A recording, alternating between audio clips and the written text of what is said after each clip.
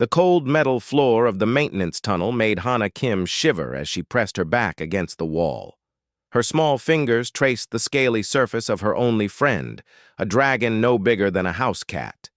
The creature's metallic blue scales caught the dim light from the overhead panels as it curled closer to her chest. "Are you hungry again, Bori?" Hana whispered to the dragon. She reached into her torn jacket pocket and pulled out a small piece of protein bar she had saved from yesterday. The dragon's bright yellow eyes looked up at her with what seemed like gratitude before he took the food with his tiny mechanical mouth. 12 years old and alone on Kepler Station, Hana had learned to hide in these tunnels when the other humans got too angry at her presence. She was just another mouth to feed on a station where food was already scarce. Nobody wanted to take care of an orphan girl whose parents died in the mining accident 2 years ago. The station hummed around them with the sound of machines working day and night. Kepler Station sat on the edge of human space, deep in territory, controlled by the Vegan aliens. The Vegas allowed humans to stay here only because they needed workers to dig rare metals from the nearby asteroid fields. It was not a good life, but it was the only life Hana had ever known. Bori stretched his small wings and made a soft chirping sound. The dragon had been with her for almost a year now. She found him broken and barely working in the old research labs that nobody used anymore. His left wing had been damaged and his scales were dull and gray. Hana spent weeks learning how to fix him using spare parts from the engineering section. Heavy footsteps echoed through the tunnel above them. Hana held her breath and pulled Bori closer. She recognized those boots. They belonged to Commander Wu Taemin, the man who ran Kepler Station. He did not like Hana very much. "Where is that girl hiding now?" Commander Wu's voice carried through the metal walls. "She missed her work shift again in the recycling center." Another voice answered him. It was Kang Mira, the chief engineer who sometimes gave Hana extra food when nobody was looking. "Maybe she is sick, Commander. She is just a child." "A child who eats our food and uses our resources," Commander Wu replied. "The Vegas are already unhappy with how much we cost them. We cannot afford to keep people who do not work." Hana felt her heart beat faster. She knew the commander was right. Everyone on the station had to earn their place or they would be sent away. But where could a 12-year-old girl go in the middle of space? The footsteps moved away, and Hana let out a quiet breath. Bori looked up at her with his bright eyes and made a small sound that almost seemed like he was trying to comfort her. She scratched behind his tiny horns the way he liked. "At least I have you," she whispered. 3 hours later, Hana crawled out of the maintenance tunnels and made her way to the engineering section. She needed to find Mira and apologize for missing work. The hallways of Kepler Station were narrow and filled with pipes and cables. Everything looked old and worn down. The humans here had to make do with whatever the Vegas gave them. She found Mira working on a broken air recycler in one of the lower levels. The older woman looked tired, with grease on her hands and dark circles under her eyes. When she saw Hana, she smiled a little. "There you are, little one. Commander Wu was looking for you." "I know. I heard him." Hana sat down on a metal box nearby, keeping Bori hidden inside her jacket. "I am sorry I missed work. I was not feeling good." Mira looked at her carefully. "Are you eating enough? You look too thin." Hana nodded, but her stomach growled loudly. She had not eaten anything except the small piece of protein bar she gave to Bori. Mira sighed and reached into her tool bag. She pulled out a food pack and handed it to Hana. "Here, but you have to promise me you will come to work tomorrow. The commander is talking about sending you to the outer mining stations." Hana's eyes went wide. The outer mining stations were dangerous places where people worked in spacesuits all day. Many workers got hurt or sick there. It was where the Vegas sent humans they wanted to get rid of. "I will work, I promise." Hana took the food pack gratefully. As she opened the pack, Bori poked his small head out of her jacket. Mira's eyes went wide when she saw the dragon. Hana, what is that thing? His name is Bori. I found him broken in the old labs. He is my friend. Mira looked around to make sure nobody else was watching. Then she leaned closer to examine Bori. I have never seen anything like him. Where did he come from? I do not know. He was just lying there with his wing broken. I fixed him. Mira reached out slowly to touch Bori's scales. The dragon did not move away. Instead, his eyes seemed to focus on her with unusual intelligence. His design is very strange. This is not human technology, but it is not vegan either. Does it matter? He is still my friend? Of course it matters. If the Vegas find out you have alien technology, they will take him away. They will probably take you away too. Hana pulled Bori back into her jacket protectively. They cannot have him. He is all I have left. Mira looked sad as she watched the girl hold her dragon. Just be careful, Hana. Keep him hidden. And please come to work tomorrow. That night, Hana lay on her small bed in the storage room she called home. Bori curled up next to her, his scales warm against her arm. The dragon's eyes glowed softly in the dark, and Hana found the light comforting. She did not know that Bori was much more than just a broken machine she had repaired. She did not know that his memory banks held information that could change the entire galaxy. She did not know that his simple presence was already starting to change things around the station in ways too small for anyone to notice. All Hana knew was that she had found a friend who would never leave her. Someone who depended on her just as much as she depended on him. As she drifted off to sleep, Bori's eyes glowed a little brighter. Deep in his mechanical mind, ancient systems began to wake up. The dragon had been waiting for someone like Hana for a very long time. Someone who would care for him not because of what he could do, but because of who he was. Outside the station, Vegan patrol ships moved through the darkness of space. Their sensors swept the area looking for anything unusual, but they found nothing worth reporting. They had no idea that the most dangerous thing in their territory was a 12-year-old girl sleeping peacefully with her dragon friend. They had no idea that everything they thought they knew about humans was about to change forever. The galaxy was about to learn that sometimes the greatest powers come in the smallest packages, and sometimes a child's love for her pet can wake up things that have been sleeping for thousands of years. The alarm bells of Kepler Station screamed through the morning air, waking Hana from her sleep.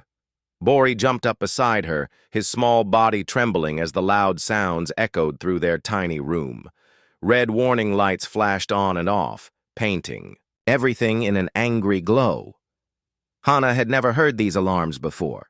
They were different from the usual work bells or the emergency signals when something broke down. These sounds meant danger was coming from outside the station. She grabbed Bori and ran to the small window in her room. In the darkness of space, she could see bright lights moving toward them. Ships, many ships. They were bigger than any human, vessels she had ever seen, with strange curved shapes that hurt her eyes to look at for too long. Vegan warships, she whispered to Bori. The dragon's yellow eyes seemed to glow brighter as he stared out at the approaching fleet. Down the hallway, Hana could hear people running and shouting. Commander Wu's voice carried over the noise, giving orders to the crew. All civilians to the safe rooms. Nobody goes outside. Lock down all the airlocks. Hana pressed herself against the wall as station workers ran past her door. Their faces showed fear. Even the adults who usually acted tough and strong looked scared now. If they were afraid, then something very bad was about to happen. She decided to find Mira. The engineer would know what was going on. Hana slipped out of her room, keeping Bori hidden inside her jacket. The hallways were full of people moving quickly, but nobody paid attention to one small girl. The engineering section was chaos. Warning lights flashed everywhere and computer. Screens showed red alerts. Mira stood at the main control panel, her fingers flying over the buttons as she tried to make sense of what was happening. Mira! Hana called out over the noise. The older woman turned around, relief showing on her face when she saw Hana was safe. "You should be in the shelter areas with the other civilians." "What is happening? Why are vegan ships coming here?" Mira looked around to make sure nobody else was listening. Then she pulled Hana into a quiet corner behind some large machines. "I do not know for sure, but I heard Commander Wu talking to the vegan fleet leader. They are looking for something. Some kind of old weapon that they think is on our station." Inside her jacket, Bori shifted nervously. Hana felt a strange tingling in her mind, like someone was trying to talk to her without using words. She looked down at her dragon friend and saw his eyes were glowing much brighter than usual. "What kind of weapon?" Hana asked. "They called it a bioweapon, something left over from the old wars. The vegan commander sounds very angry. He says they have detected energy signals coming from our station." The tingling in Hana's mind got stronger. Images flashed through her thoughts that were not her own memories. She saw vast cities made of metal and light. She saw creatures that looked like dragons, but were much bigger than Bori. She saw stars arranged in patterns that seemed important but made no sense to her. "Hana, are you okay?" Mira's voice seemed to come from very far away. Hana blinked, and the strange images disappeared. "I am fine, just scared," but she was not fine. Something was happening to her mind, and it had to do with Bori. The dragon was looking at her with an expression that seemed almost human, almost like he was trying to tell her something very important. The station shook as something large docked with their main airlock. Heavy footsteps echoed through the halls, but these were not human footsteps. They were too heavy and too slow. "The Vegas are coming inside," Mira whispered. "We need to hide you." She led Hana through a maze of pipes and machinery to an old maintenance tunnel that most people had forgotten about. "Stay here until this is over. Do not come out no matter what you hear." Hana wanted to argue, but the look on Mira's face told her this was serious. She climbed into the tunnel with Bori and pulled the cover back over the entrance. Through the metal grating, she could still see into the engineering section. Minutes later, alien soldiers entered the room. Hana had never seen Vegas up close before. They were tall and thin, with pale gray skin that looked like stone. Their eyes were black and seemed to see everything at once. They wore armor that made no sound when they moved, and they carried weapons that hummed with dangerous energy. Behind the soldiers came their leader. This vegan was taller than the others and wore a red cape that marked him as someone important. When he spoke, his voice was like grinding metal. "I am War Commander Gex of the vegan hegemony. We know you have taken something that does not belong to you." Commander Wu stepped forward, trying to look brave even though his hands were shaking. "We have taken nothing. We are simple miners and traders. We have no weapons here. Do not lie. To me, human." Gex pulled out a device that beeped and clicked as he pointed it around the room. "Our sensors have detected energy patterns that match ancient warnings from our most sacred texts. Something on this station is broadcasting signals that should not exist." The device in Gex's hand began beeping faster as he moved closer to where Hana was hiding. Inside her jacket, Bori was trembling.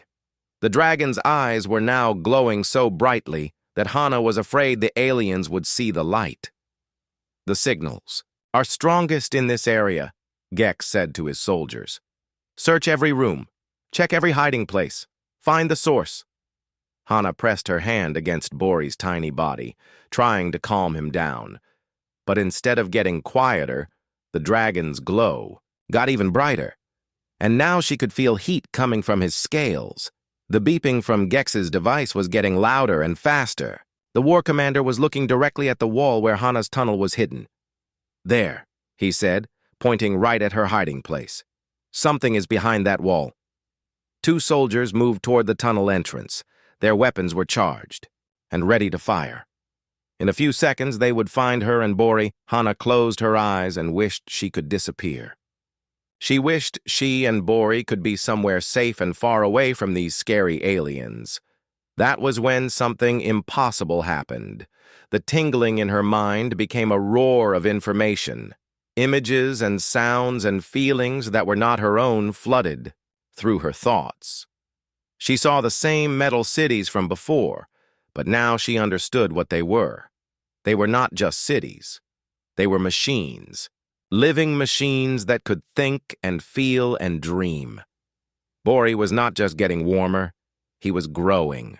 Hana could feel his body expanding inside her jacket. His scales were changing color from metallic blue to bright silver. His eyes were like two small suns, and somehow, impossibly, she could understand what he was thinking.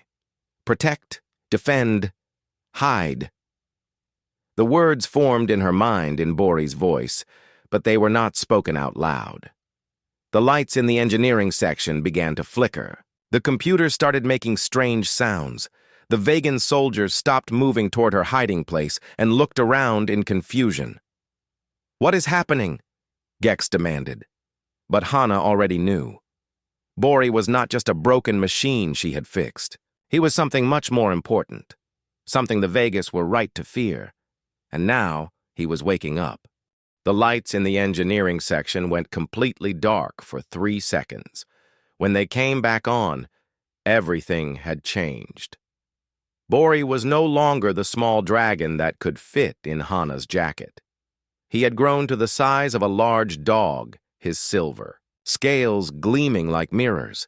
His wings had expanded and now looked strong enough to actually fly. His eyes burned with golden light that made the air around him shimmer. But the most amazing change was not in Bori's body. It was in Hana's mind. She could see everything, not just with her eyes, but with something deeper. The walls of the maintenance tunnel became transparent to her vision. She could see the flow of electricity through every wire in the station. She could feel the heartbeat of every machine, every computer, every piece of technology around her, and she could control it all. Impossible, War Commander Gex whispered as his scanning device exploded in his hands. Sparks flew from the broken machine, and he dropped it to the floor with a curse. The vegan soldiers raised their weapons to fire at the tunnel where Hana was hiding. But when they pulled the triggers, nothing happened. Their energy weapons had simply stopped working. "What trickery is this?" Gex demanded. He tried to activate his communication device to call for help, but that too was dead in his hands. Hana stood up slowly in the maintenance tunnel. The metal cover that had been hiding her lifted away by itself, floating gently to one side. She climbed out with Bori beside her, no longer afraid of the alien soldiers. She was still a 12-year-old girl, but something ancient and powerful was awakening inside her mind. Through her connection with Bori, she could access knowledge that had been hidden for thousands of years. "You came looking for a weapon," she said to Gex in a voice that sounded older than her years. "You found one, but not the kind you expected." "Commander." Wu stared at Hana in shock. "What is happening to you, child?" "I am remembering," Hana replied, "remembering things that happened long before humans or Vegas ever traveled between the stars." Bori moved to stand beside her, his new size making him look magnificent and dangerous. When he opened his mouth, words came out in a voice like distant thunder. "We are the guardians. We are the memory keepers. We are what remains of those who built the stars themselves." Gex took a step backward, his black eyes wide with terror. "The architects. You speak of the architects, but they are myths, stories told to frighten children." "No," Hana said. Images flashed through her mind, showing her the truth. They were real. They ruled the galaxy 50,000 years ago. They built cities that could think. They created machines that could feel. And when they evolved beyond the need for physical bodies, they left guardians behind to watch over their legacy. She gestured to Bori, and the dragon's scales began to glow even brighter. He is one of those guardians, and I am his chosen partner. Throughout Kepler Station, amazing things began to happen. Old machines that had been broken for years suddenly started working perfectly. Computer systems that had never been connected began talking to each other. The artificial gravity became so smooth that people stopped feeling the usual vibrations in the floor. But most incredible of all, every piece of technology on the station began to respond to Hana's thoughts. She did not need to touch buttons or speak commands. She simply had to think about what she wanted, and the machines obeyed.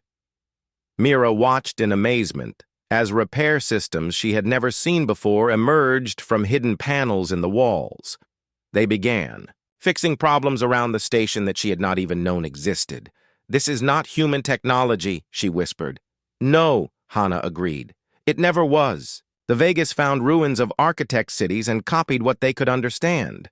Humans did the same. But neither of you ever learned the real secrets. You just used the pieces without knowing what they were originally meant to do." Gex was now truly afraid. The legends of his people spoke of the architects as gods who could reshape reality with a thought. If even a small part of those stories were true, then he and his soldiers were in terrible danger. "You lie," he said, trying to sound brave. "If the architects were so powerful, where are they now?" "They evolved beyond the physical world," Bori answered. "They became beings of pure thought and energy. But they knew that someday the galaxy would need guidance again, so they left us behind to wait for the right moment." Hana felt knowledge flowing into her mind, like water into a dry riverbed. She learned about star maps showing the locations of hidden architect worlds. She discovered blueprints for technologies that could heal planets or move entire solar systems. Most importantly, she found out that Bori was not the only guardian still sleeping in the galaxy. "There are others," she said out loud. "Hundreds of guardians hidden on worlds throughout the galaxy, and they are all starting to wake up because I am calling to them." As if to prove her words, every communication device on Kepler Station suddenly came alive with signals from deep space. Voices speaking in languages that had not been heard for millennia filled the air. Other guardians were responding to Hana's awakening.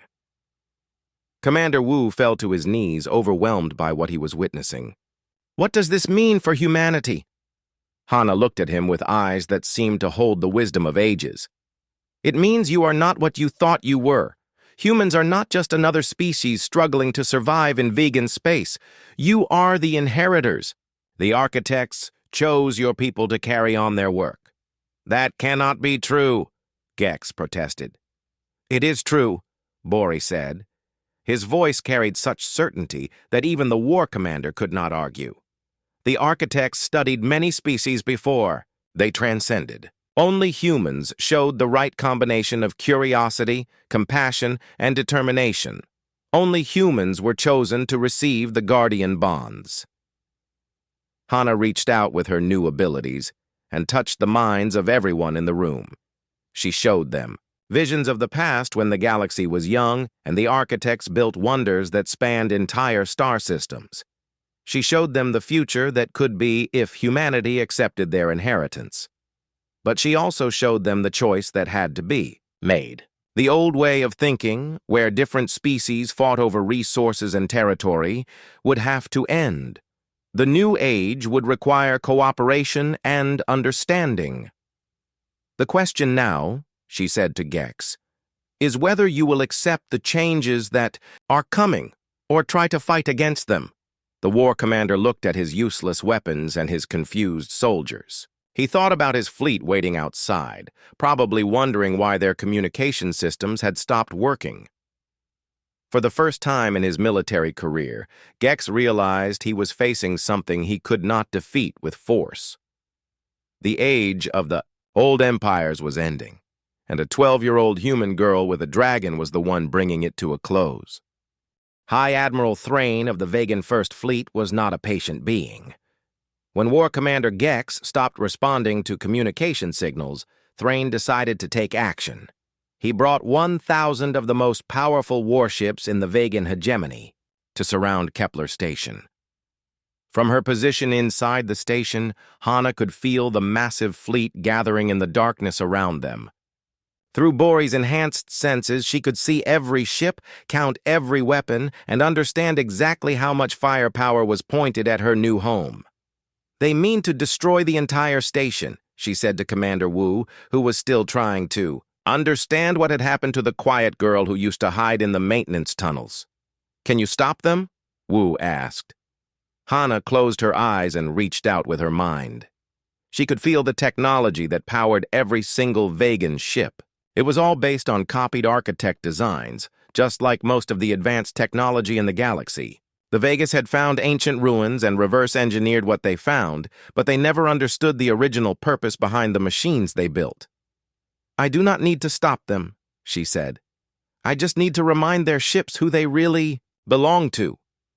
Bori had grown even larger in the past hour. He was now the size of a small transport vehicle, with wings that could easily carry several people. His scales had turned from silver to gold, and they pulsed with inner light, like a slow heartbeat.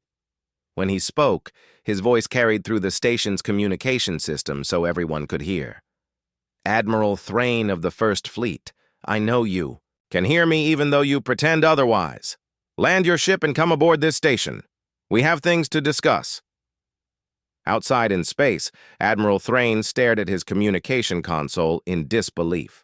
The voice that had just spoken was coming from inside the human station, but it was not any language his translation systems could identify.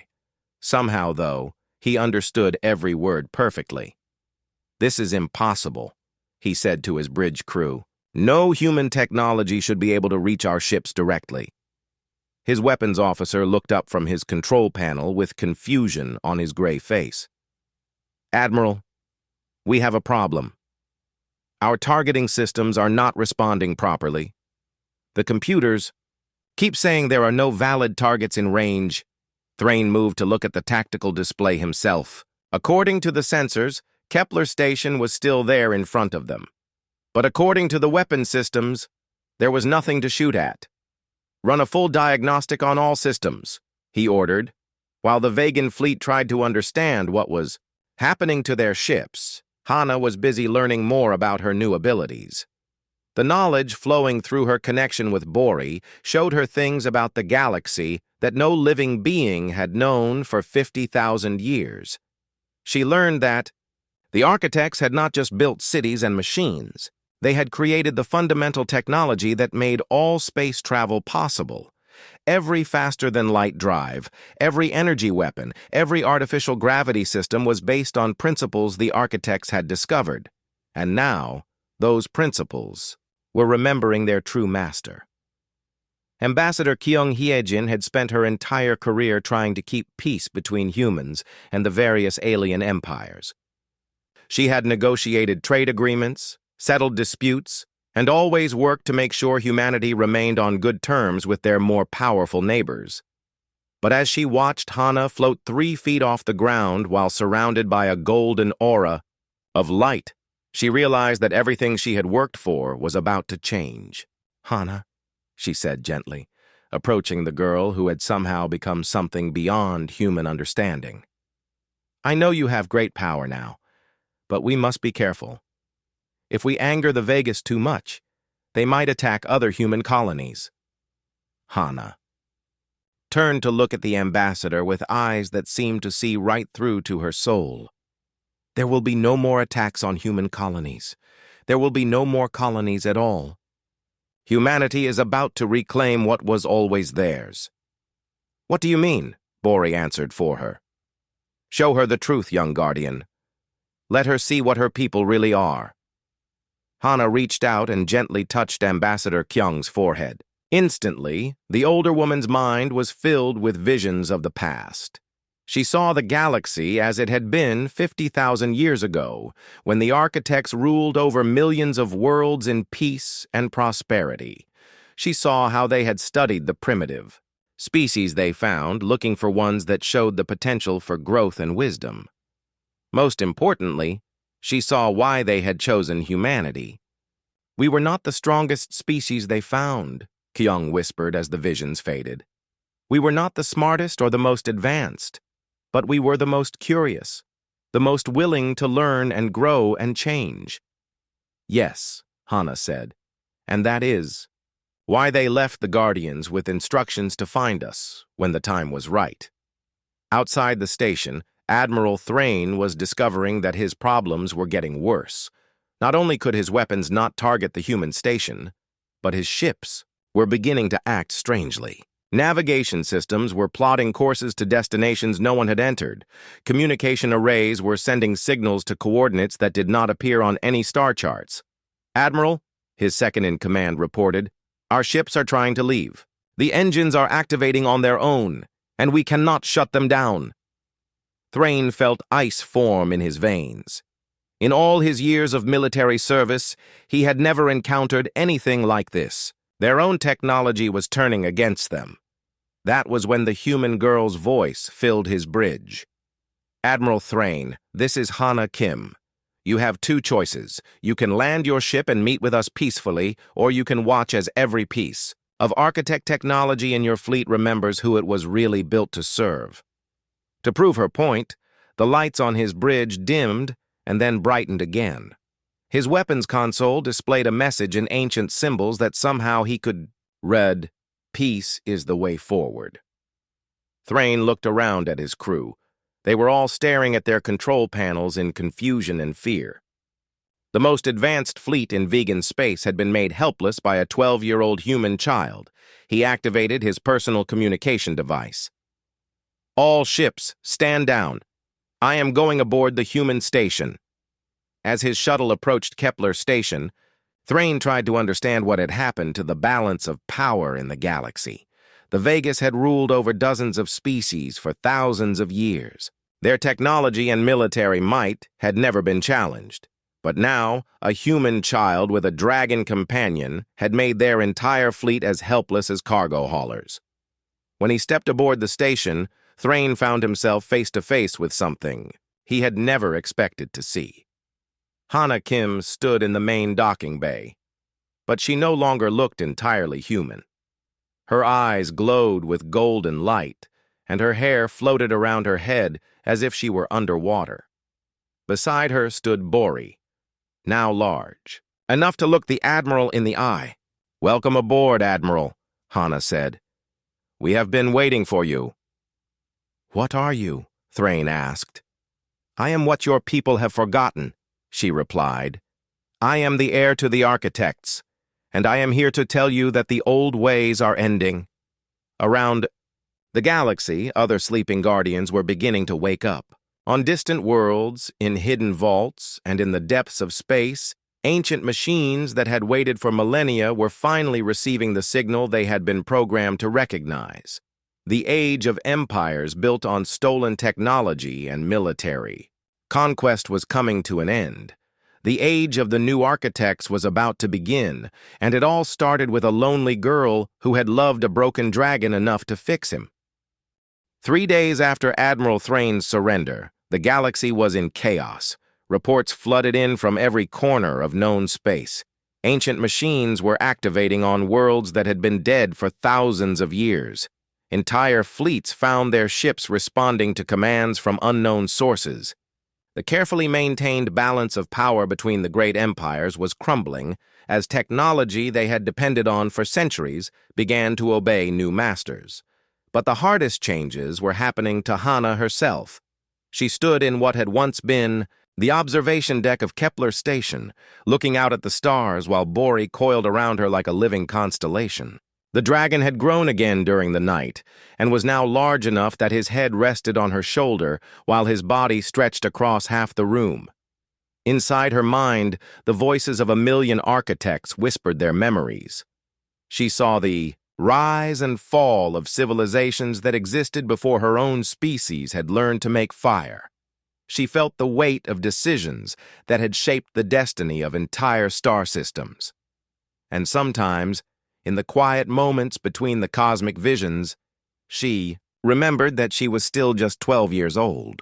"Hana?" Mira's voice came from behind her. The engineer approached carefully, still not entirely comfortable with what her young friend had become.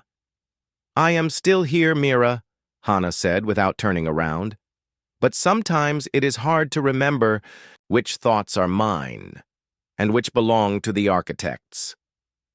Are you okay? Hana smiled, and for a moment she looked like the scared little girl who used to hide in the maintenance tunnels. I think so. Bori helps me stay connected to who I used to be. The dragon made a low rumbling sound that somehow conveyed both comfort and concern. Through their bond, he shared his strength with Hana, helping her maintain her sense of self, despite the vast knowledge flowing through her mind. The people on the station are asking questions, Mira said. They want to know what is going to happen to them. Some are scared. Others think you are some kind of goddess. I am not a goddess, Hana replied firmly. I am just a girl who found a friend who needed help. Everything else happened because we cared about each other. But even as she said it, Hana knew that things were more complicated than that. The power growing inside her was beyond anything any human had ever possessed. She could feel every piece of architect technology in the galaxy responding to her will. Entire planets were beginning to transform as ancient systems came back online. Dr. Park Ji-soo, who had been studying the changes happening around the station, brought her a report that confirmed her fears. The transformations are accelerating, he said, showing her data displays that even a week ago would have been impossible to create. Guardian sites on 17 worlds have fully activated. The governments of 3 different empires have fallen as their military technology stopped obeying orders. People are dying, Hana said quietly. Some are, Dr. Park admitted, but many more are being saved. The architect medical systems that are coming online can cure diseases that we never thought were treatable. The agricultural machines can turn desert worlds into gardens. Hana felt the weight of every life that was being changed by her awakening. Through the Guardian network that was spreading across the galaxy, she could sense billions of beings whose entire way of life was being transformed. With great power comes great responsibility, she whispered, remembering something she had read in an old book. What did you say? Something my parents used to tell me before they died. They said that everyone has to choose how to use whatever gifts they have been given. Commander Wu entered the observation deck carrying a communication device. His face was grim as he approached Hana. We are receiving signals from the Altarian Republic and the Centauri Collective, he reported.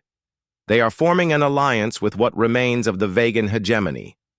They plan to attack us with everything they have. Hana closed her eyes and reached out with her senses. She could feel the massive fleet assembling at the edge of the system.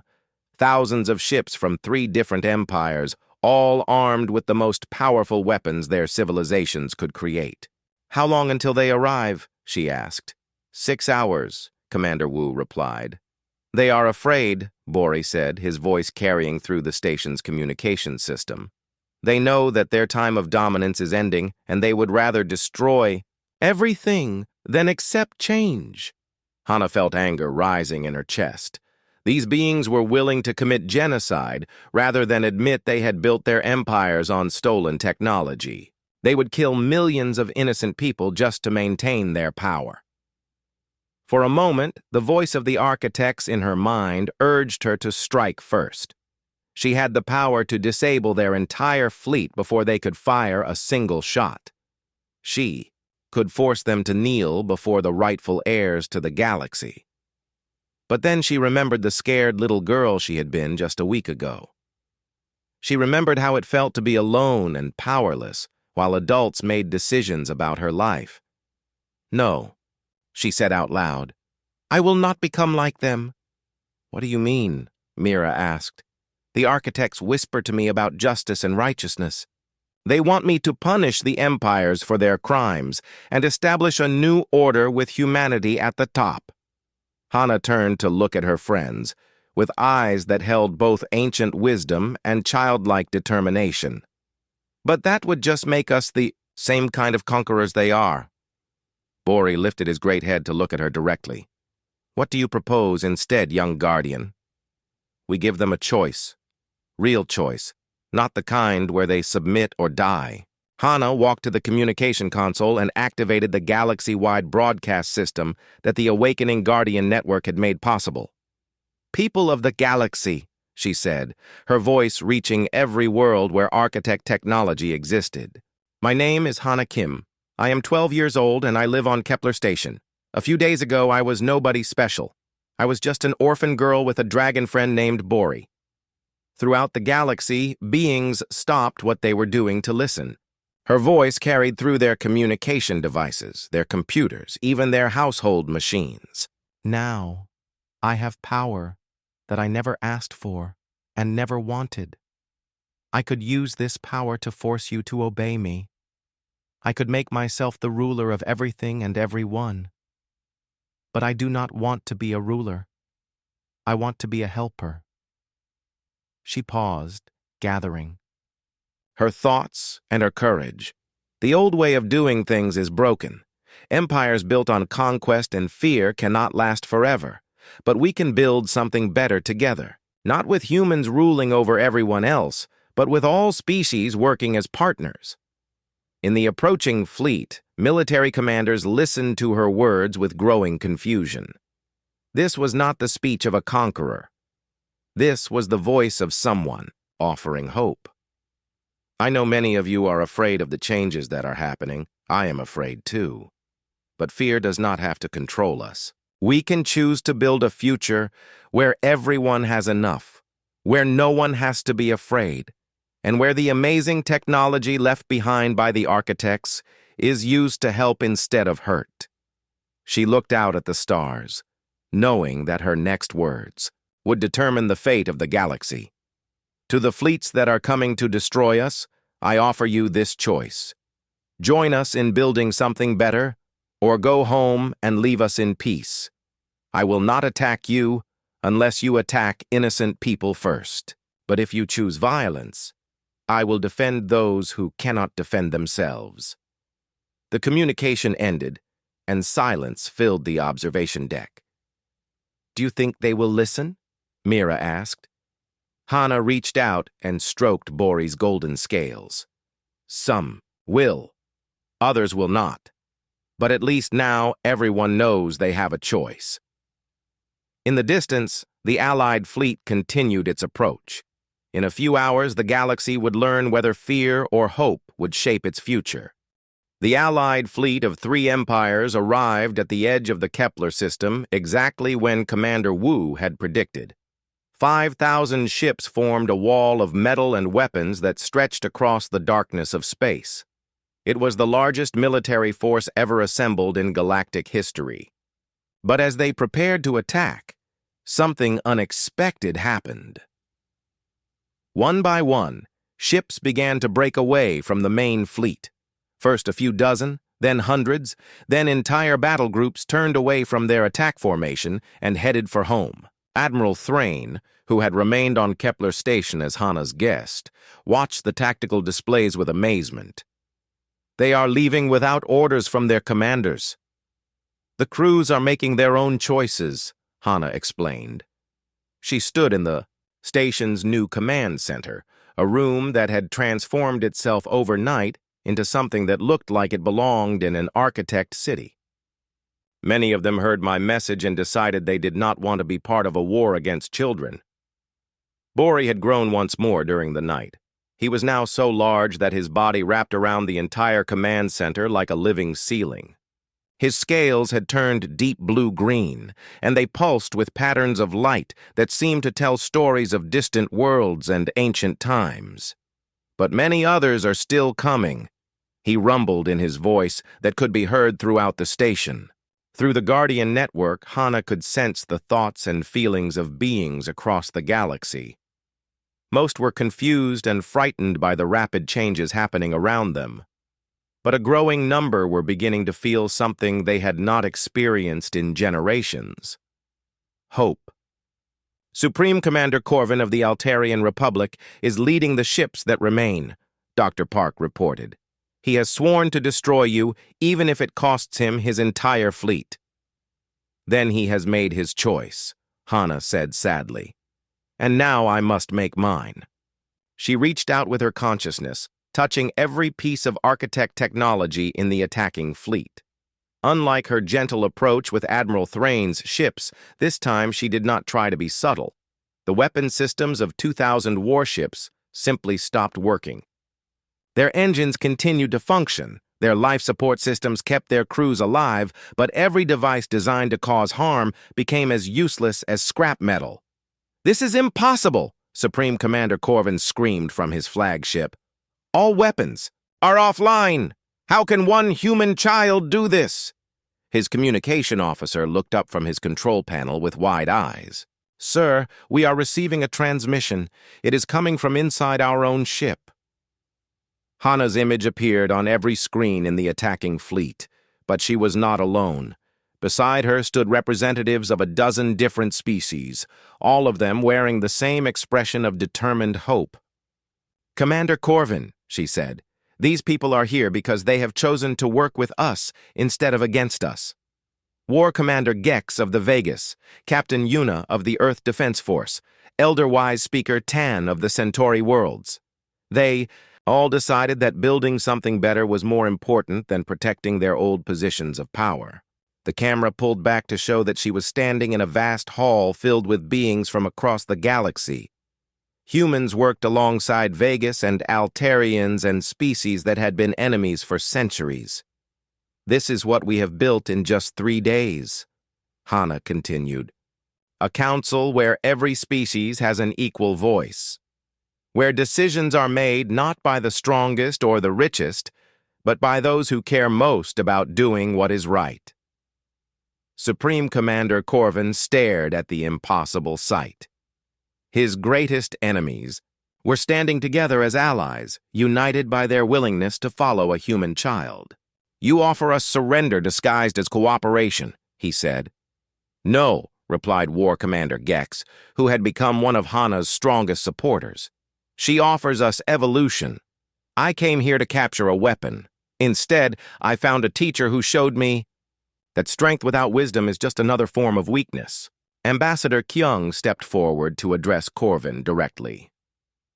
"As the representative of humanity in this new council, I can promise you that we seek no revenge for past conflicts. We want only to work together to build a galaxy where everyone can prosper. And if we refuse?" Hana's expression grew sad. "Then you will go home to worlds where nothing works the way it used to. Your fleets will be stuck in orbit above planets where the power grids have shut down. Your people will demand answers that you cannot give." She was right, and Corvin knew it. Reports were already coming in from across the Altarian Republic. Ancient architect machines were awakening on every world, and they only responded to commands that aligned with the new galactic order Hana was creating. "You leave us no choice," he said bitterly. "I leave you the same choice everyone else has," Hana replied. "You can cling to the old ways and watch your empire crumble, or you can help us build something better." For long minutes, Corvin stared at the display showing the Mixed Species Council. Everything he had been taught told him this was wrong. Different species were supposed to compete with each other, not cooperate. But as he watched humans and Vegas and Altarians working together on projects that would benefit everyone, he began to see a different kind of strength. "If I agree to this," he said slowly, "what guarantee do I have that humanity will not simply become the new oppressor?" It was Bori who answered him. The great dragon's image filled the screen, his ancient eyes holding depths of wisdom that made even hardened warriors feel small. "Because the Guardians watch over the Guardians," he said. "Hana has great power, but she is not above the law. If she ever misuses her abilities, the other awakened Guardians will stop her. And if humanity ever falls into the old patterns of conquest and domination, new Guardians will be chosen from other species. The power is not meant to belong to any one people forever," Hana added. "It belongs to whoever proves they can use it wisely." Supreme Commander Corvin looked around at his bridge crew. He saw fear and confusion on their faces, but also a growing sense that the old ways had led them to this moment of defeat. "All ships," he said into his communication system, "stand down and prepare to return home. The war is over. But the transformation was just beginning. Over the following months, the galaxy changed more rapidly than it had in the previous 1,000 years. The awakened Guardian network spread to every inhabited world, bringing with it technologies that made war obsolete and scarcity a thing of the past. Hana grew older and wiser, but she never forgot the scared little girl she had been. She established schools where children from every species could learn together. She created programs to help former soldiers find peaceful ways to serve their communities. Most importantly, she made sure that power was always shared and never concentrated in the hands of any single individual. Bori became the first of a new generation of guardians, serving as both protector and teacher to those who would carry on the architect legacy. His children, born from his bond with awakened machines on dozens of worlds, would ensure that the galaxy never again fell into the dark ages of war and oppression. Mira became the first human to fully understand architect engineering principles. She led teams of mixed-species scientists in rediscovering technologies that could heal planets and connect distant worlds with bonds of cooperation and friendship. Ambassador Kyung served as the first chancellor of the new Galactic Council, working to make sure that the transition from the old order to the new was as peaceful as possible. Under her guidance, former enemies became partners in projects that would have been impossible when they were too busy fighting each other. 5 years after that day, when the Vegas surrounded a human child and her dragon, Hana stood once again on the observation deck of Kepler Station. But now she was looking out at a galaxy transformed. Where once there had been fleets of warships, now there were vessels carrying teachers and healers and engineers to worlds that needed help. Where once there had been poverty and conflict, now there was abundance and cooperation. And where once there had been a lonely little girl hiding in maintenance tunnels, now there was a young woman who had helped reshape the destiny of 1 trillion beings. "Do you ever regret it?" Bori asked, his massive form now extending far beyond the station into space itself. "Do you ever wish we had stayed hidden in the tunnels?" Hana smiled as she watched human children play with Vegas young ones in the station's new gardens. "Sometimes I miss how simple things used to be. But then I see what we have built together, and I know it was worth every moment of difficulty." She reached out to touch one of Bori's great scales, feeling the warmth of their connection that had started it all. Besides, we were never really hiding.